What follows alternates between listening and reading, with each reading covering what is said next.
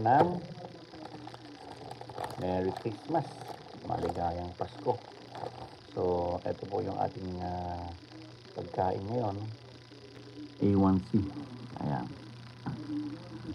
Bukas, 25 na.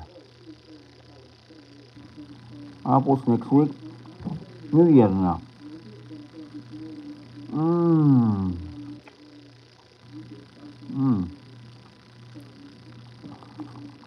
Chocolate.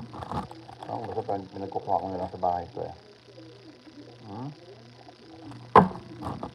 Ayan, pinabati ko lang po ang ating mga babayan sa Pilipinas, sa La Union, ang ating mga kaibigan.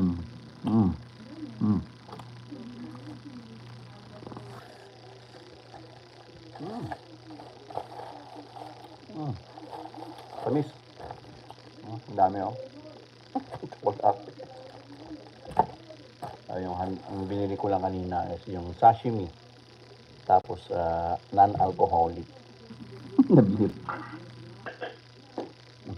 Happy page. Yun po. Ako yung bumabati lang ng Merry Christmas po sa lahat. Sana po ay maging maayos ang ating buhay ngayong Christmas. Okay.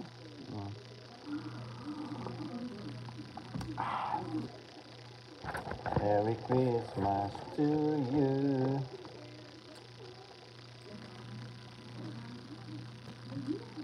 That's it. So, pabush. Bye-bye.